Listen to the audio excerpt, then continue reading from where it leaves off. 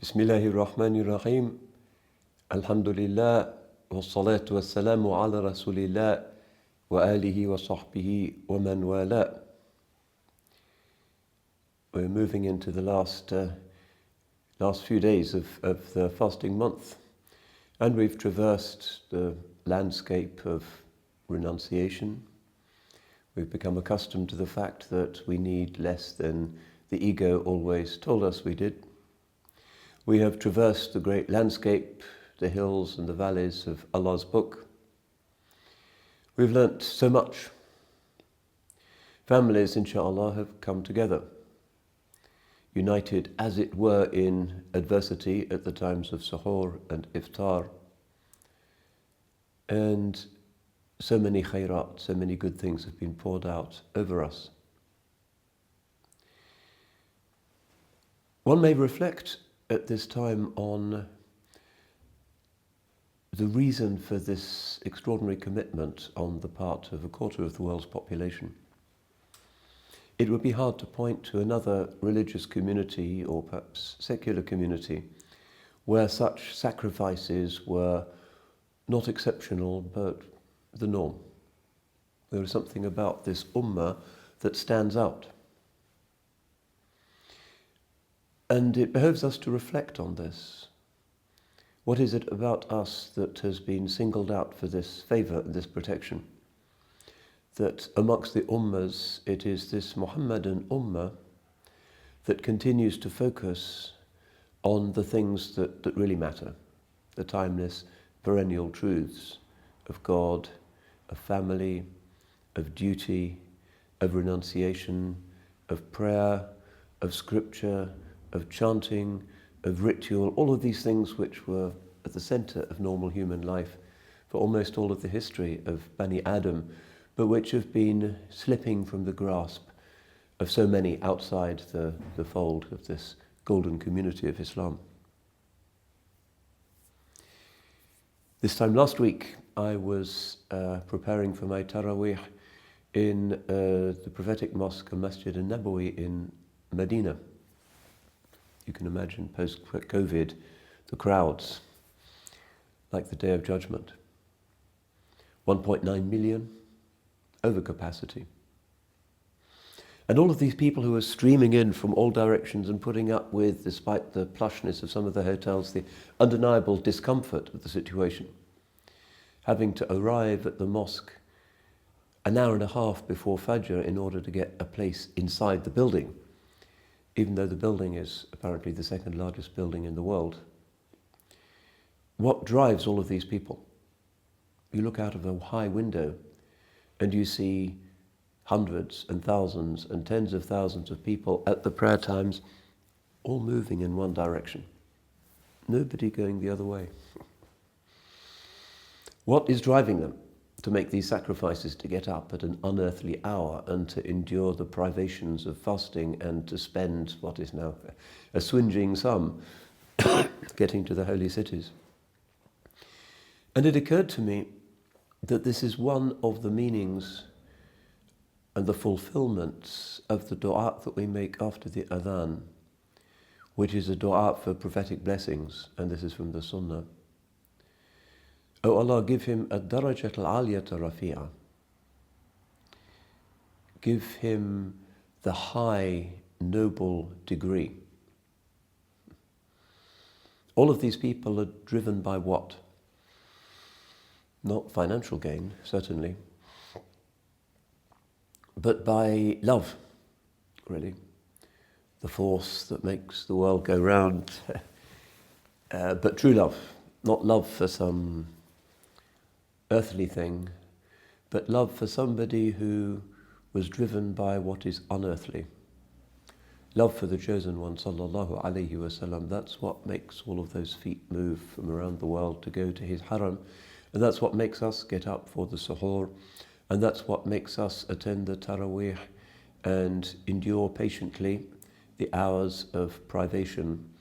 It's really love. And it's clear that this is what marks out authentic religion from its simulacrum, from its outward form.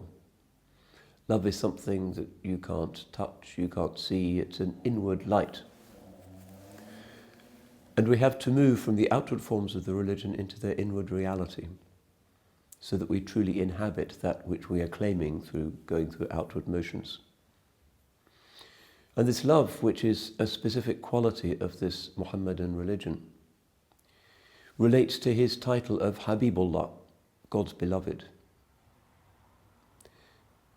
Adam is Safiyullah, Nuh is Najiyullah, Musa is Kalimullah, Isa is Ruhullah, and so on. In the hadith, these have certain designations. And the title, the noble title, which singles out our blessed messenger, sallallahu alayhi wasallam, is that he is Habibullah, God's beloved. And this quality of mahabba is characteristic of what drives us. That's what makes us walk long distances. My father in the 1950s, when he was courting my mother, they were engaged, used to cycle from Norwich to see her in London. That's love, if you like, mahabba. But we're doing that all the time, insofar as we are seeking in our humble and broken way to put our feet in his footsteps in which so many flowers have grown. This has always been a blessing, to have a form of perfection that enables one to demonstrate and enact one's love, so that every action of our religion becomes an expression of this love. Love for God and love for Habibullah, God's beloved. So that every aspect of our following the Sunnah is an expression of this love, this passion, this recognition of beauty and perfection. And this outward form which we take on, and which we take on somehow with greater ease during the month of Ramadan, is what we call the Sunnah, the prophetic way. And it has boundaries, and it has limitations, and it has commandments, and it has prohibitions, and it's a strong way of life. It expects sacrifices because it's optimistic about human nature and our capacity to make those sacrifices. And the month of Ramadan is proof that Bani Adam, rich and poor, male and female, they can all make these sacrifices. And if the lesson of Ramadan is really about love and is about patience and is supremely about the Sunnah, because what we do in Ramadan, our times of imsak, our times of iftar, our recital of the Quran, everything is just doesn't come from our own preferences or from nowhere, but comes from the way in which the chosen one, alayhi salatu wasalam, did these things, and how beautifully he must have done them.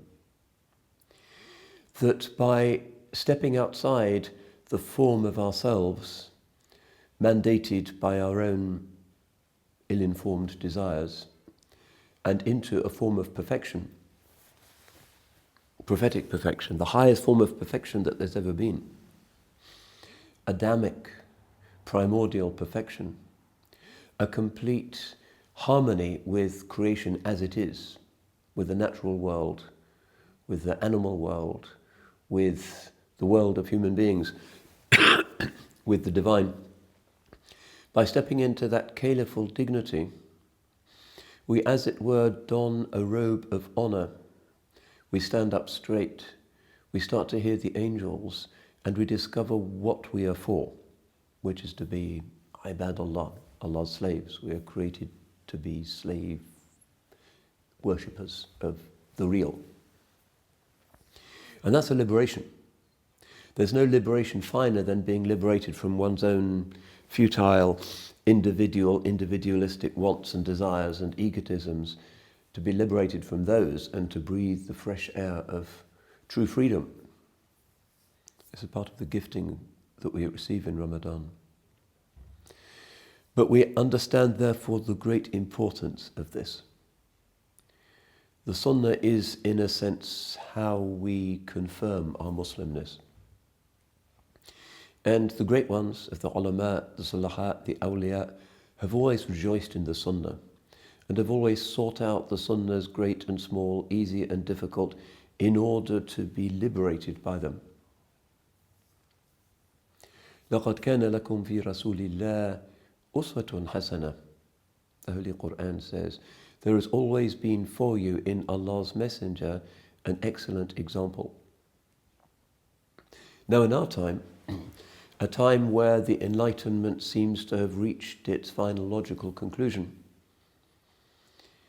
be yourself, find yourself, express yourself, discover yourself, and anybody who gets in the way of yourself, however vague a thing that might turn out to be, is oppressing you. But it's clear that this is not working very well. We're experiencing now, particularly amongst young people, a mental health pandemic across the Western world. 44% of 18 to 24-year-olds in the UK are reporting mental health issues. It's not a happy age. An age which is free to be oneself, but not an age in which anybody is really happy in themselves. And the reason for this, for us, is clear. We are not designed as a species to be in a borderless free fall, an area without contours, without traditions, without landmarks, without norms. We are designed to inhabit a world of boundaries, a world of right and wrong, a world of gender, a world of nobility. But nowadays, in our free-for-all world, we are told to celebrate a freedom which consists in not having boundaries, to exist in a kind of free fall, in a space that has no limitations, no rules, no categories. And we are told that this will make us freer to be ourselves and therefore to be happy. But it's not working. This mental health pandemic is a tragic thing. So many young people are hurting. It seems that that kind of freedom does not yield happiness, whatever its promises. The freedom that does yield happiness is freedom from self, from nafs in its egotistic dimensions. And as we rise above our personal temptations and desires and intimations into the glorious, noble form of the Sunnah, we are liberated from those things that bring us down, and we come into a fresh realm where the divine can be encountered.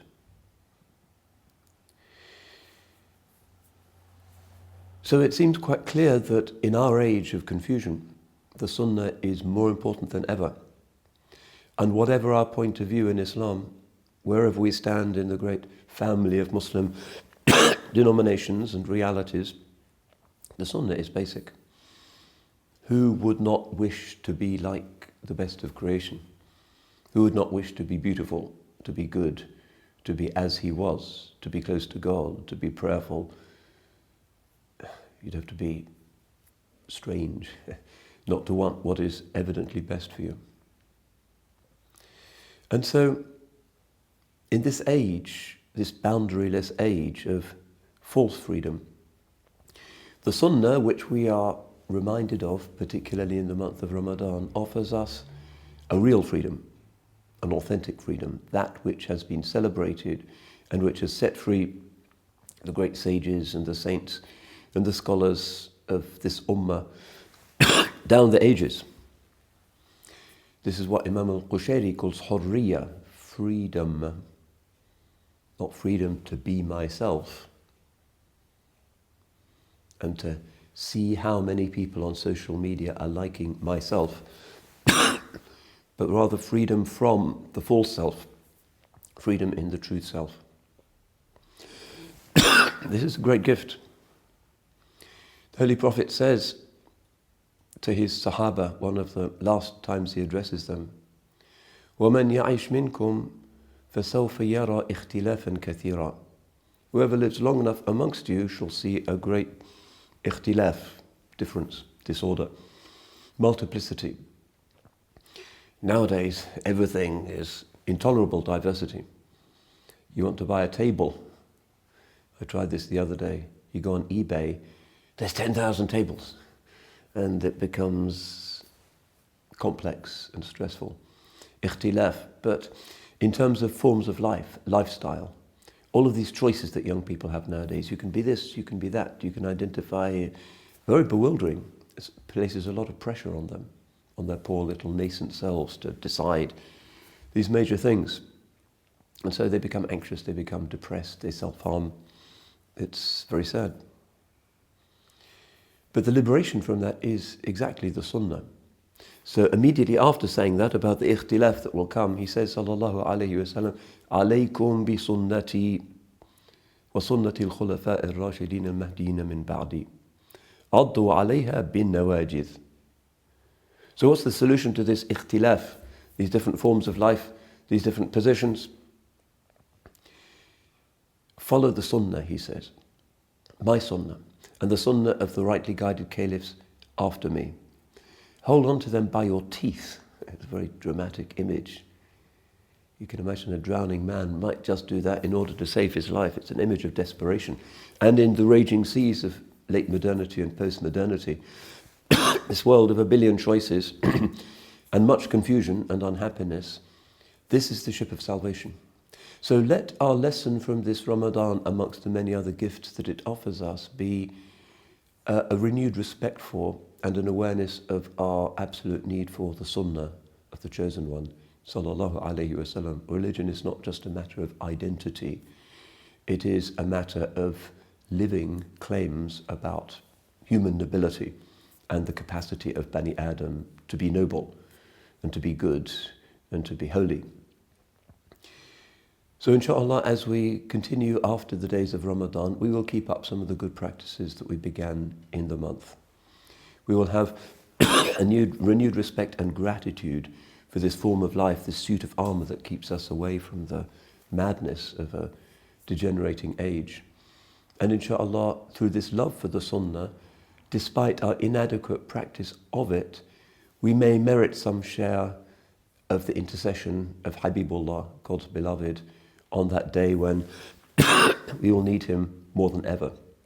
May Allah subhanahu wa ta'ala bless you in your fasting, in your last days, and your families, and bring you to the Eid and to Yawm al-Qiyamah, inshaAllah, salimeen, ghanimeen. Wassalamu alaikum wa rahmatullah. Assalamu alaikum. Thank you for learning with us.